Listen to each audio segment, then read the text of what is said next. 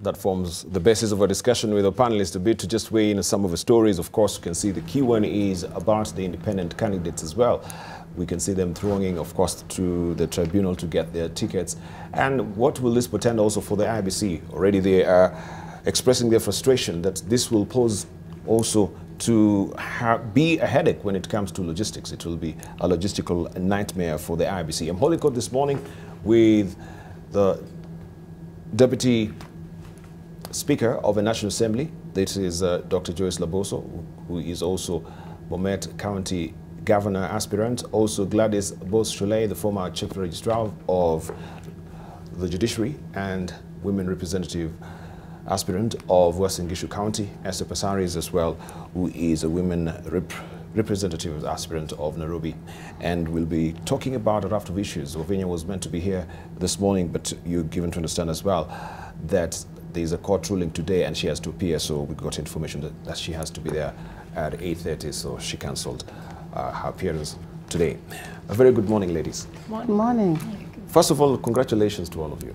Thank you. Good to see you here. And of course, we know this is bound to be a very, very fierce fight this year for the women as well, going for the elective post. But so far, we can see there's some sort of optimism in the air about women and elective posts this year. So from your own estimation, first of all, before we even go to your scenarios, can we just talk about what we are actually figuring out? I gather from what we have here, you as the aspirants, none of you is running as independent so far, because all of you, you've garnered your tickets from your parties. But first of all, do you think this particular 1,380 aspirants running as independents, and we've seen from that particular editorial cartoon that we have so far, Munene saying this will be the third force. Are we seeing the third force here? Let's begin with you, Gladys. I think it's a very new, interesting phenomenon that has happened.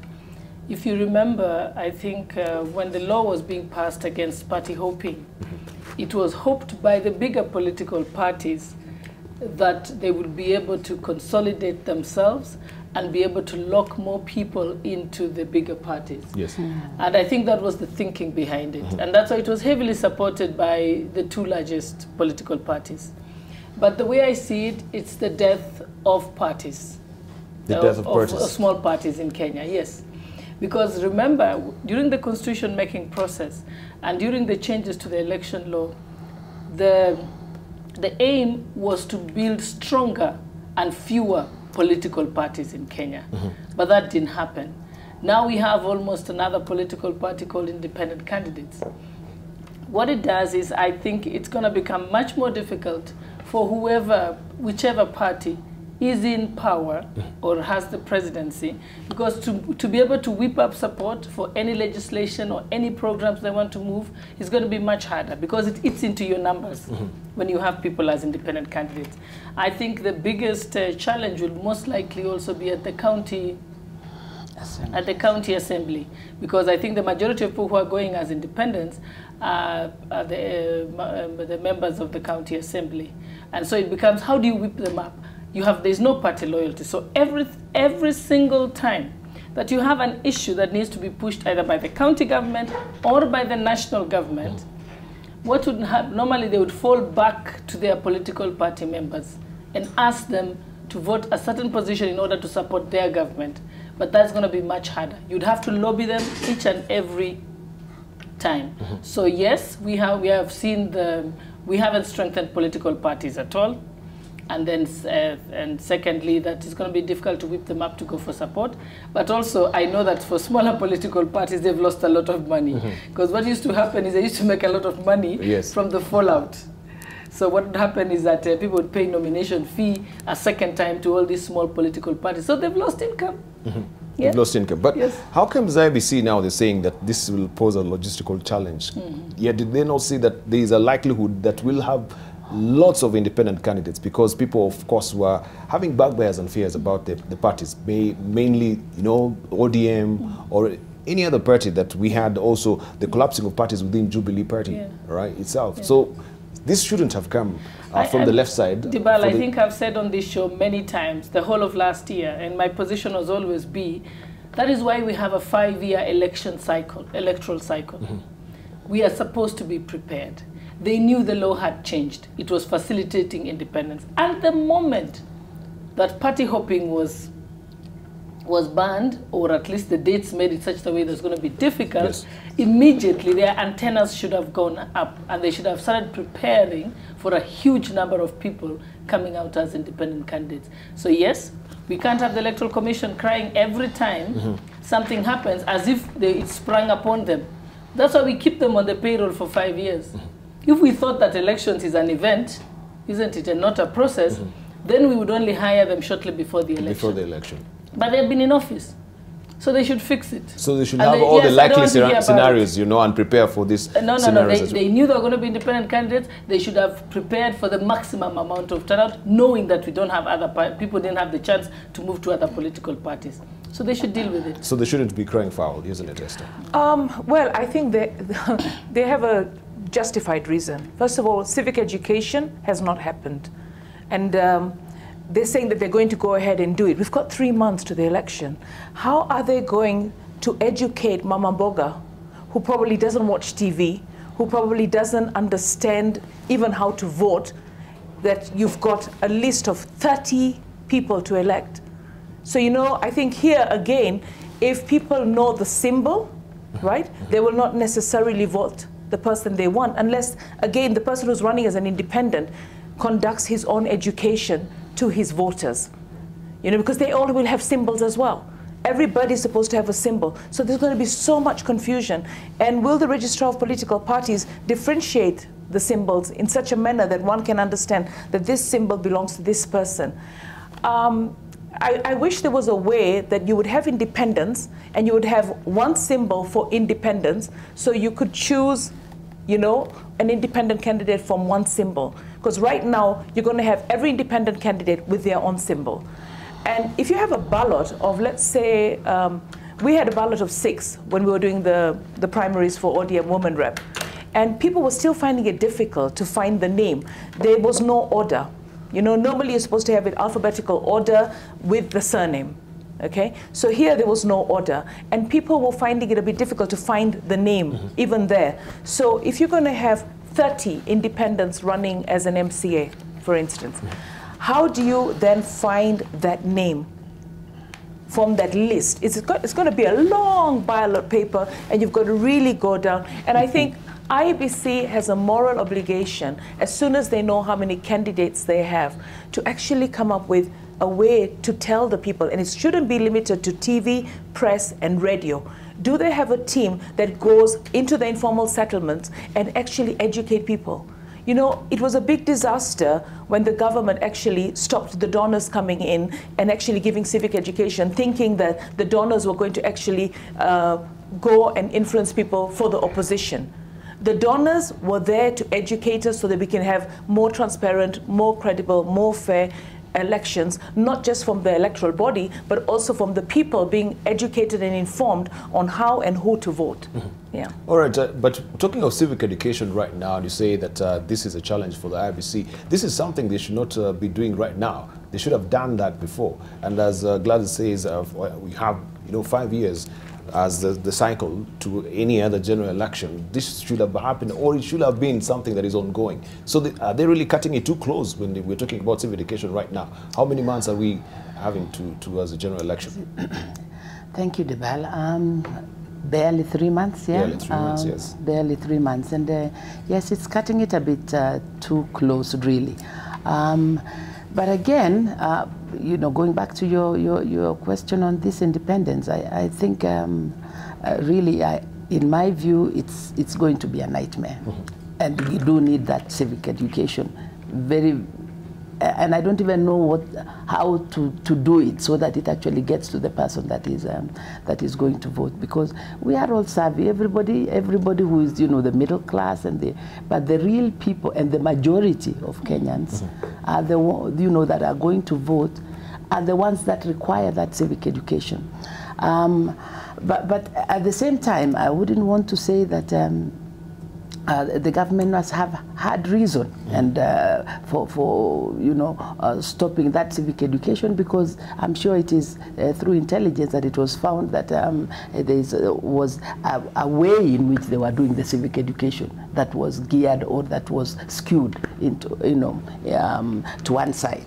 But Kenyans being who they are, and Kenyans, you know, being passionate about elections, I just want to really ask the IEBC to think outside the box. The time is not there for them to do this civic education, and yet it is required. I saw it even in our own party primaries. Actually, one of the wards in my constituency had to be done the next day because they only brought half of the ward MCA, you know, the MCA pages, you know, so only half came, and then the other half now they had to redo them again, you know, the next day. So this question of a long ballot paper, you know, having everybody on it, and you know, and I agree with you, maybe they should have only been one symbol, in which case they become like another party, you know, the independents, you know, then become like a third force as they're calling themselves.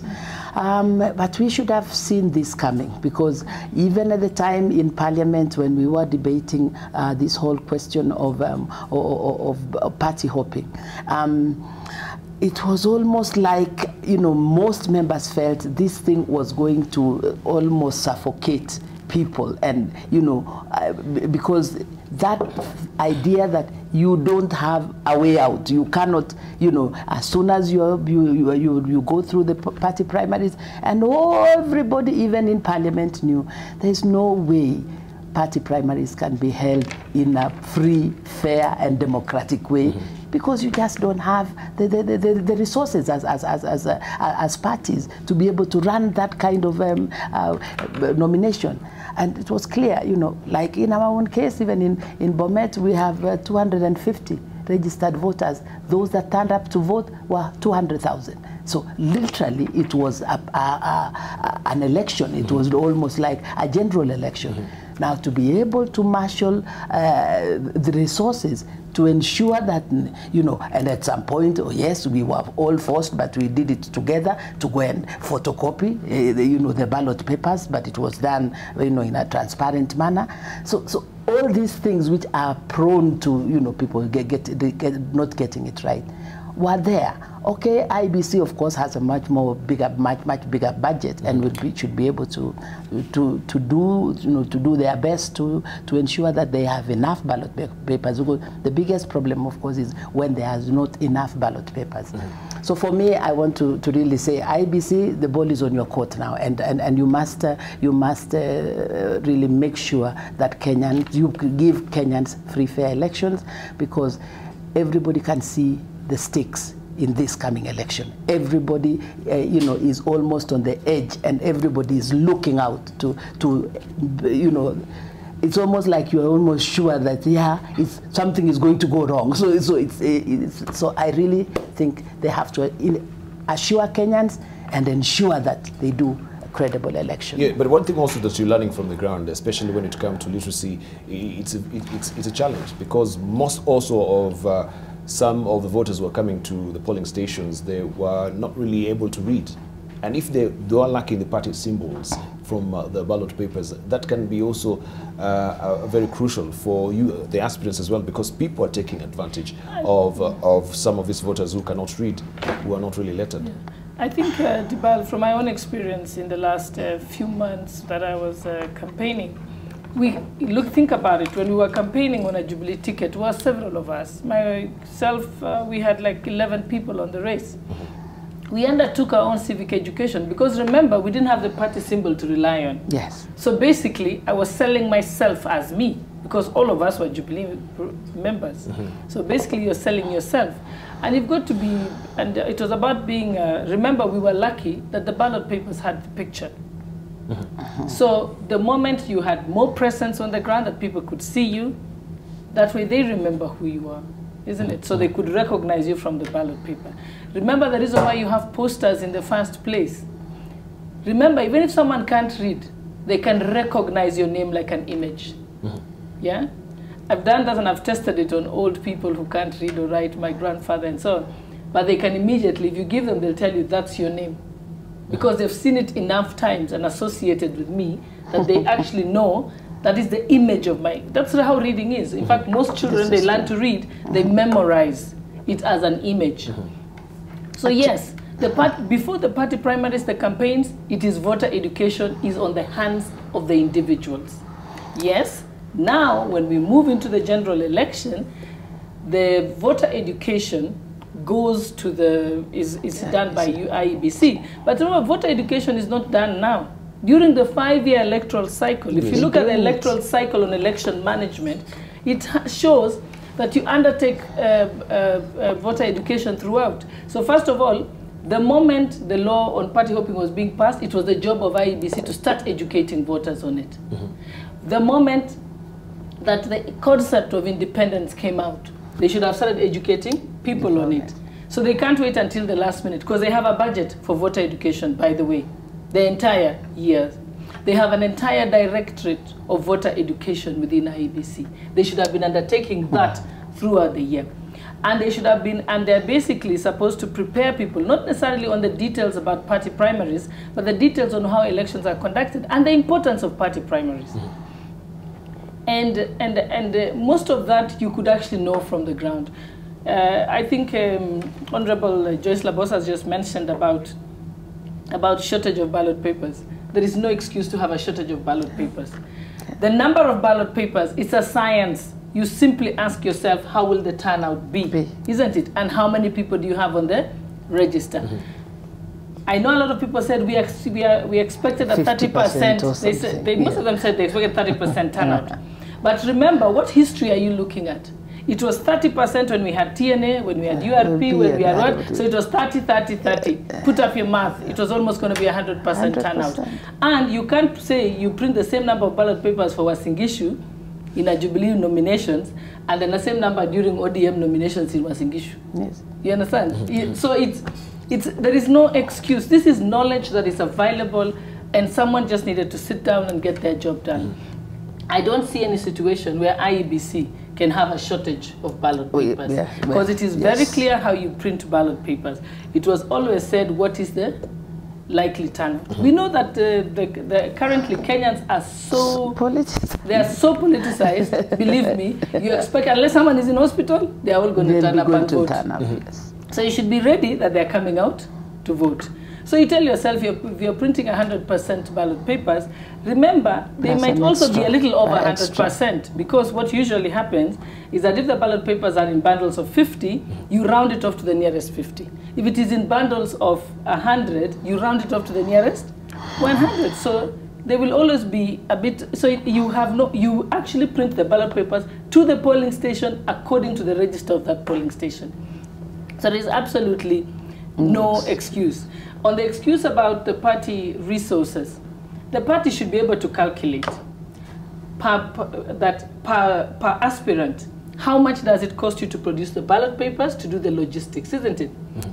The unit cost is the number of aspirants. So if you calculate that one aspirant costs me 200,000 shillings, isn't it?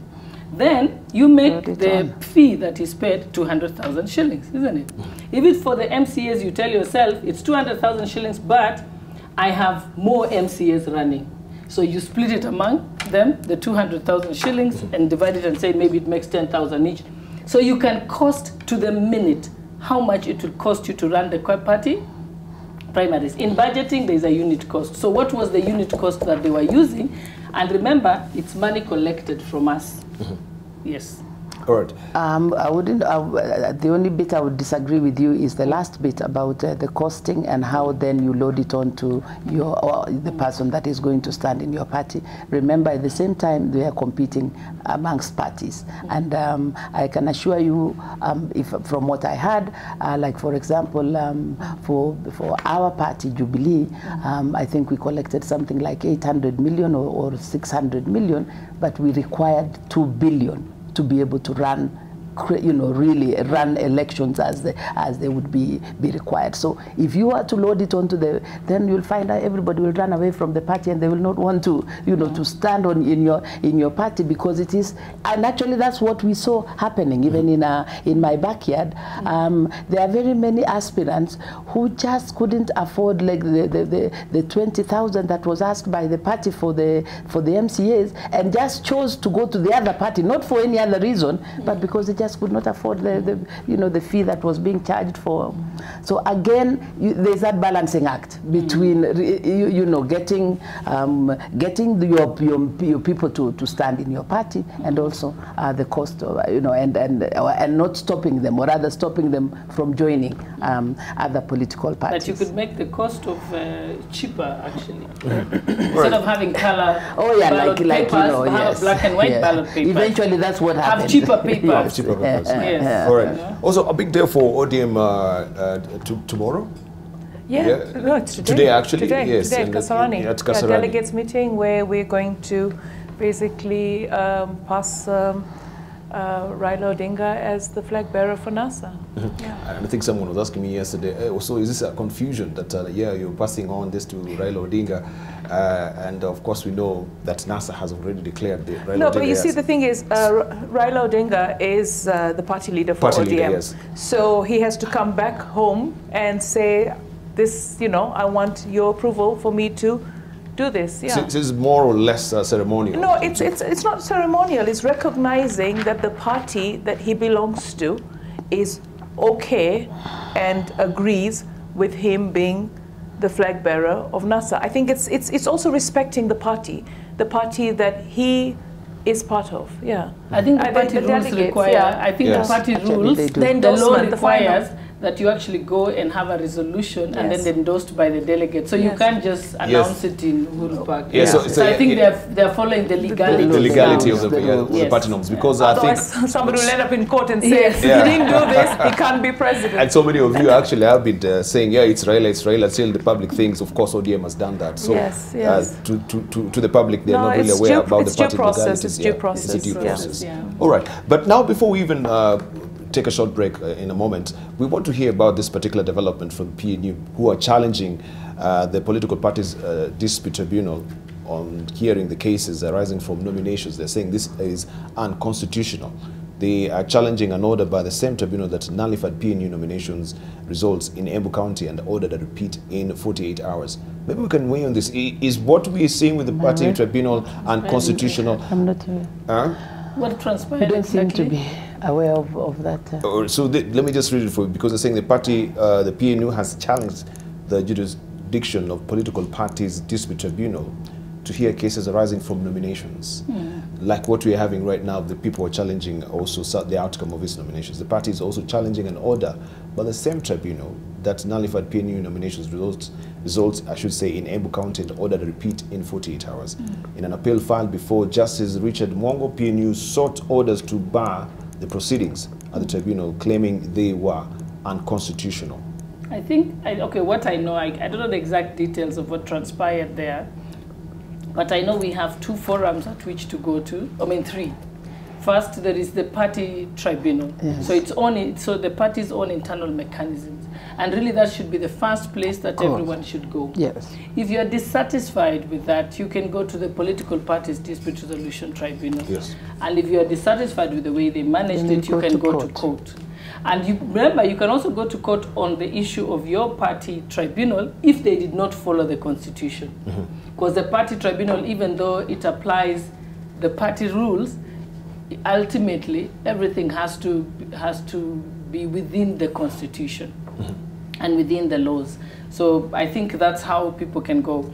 And I'm happy that this, so I think it depends on how it transpired and how it ended up in court in the first place, because that would have to be looked in. You'd have to know that in order to know whether it's right or wrong. Yes. I think for me, I see it more as the problem of these last-minute things happening right at the last minute.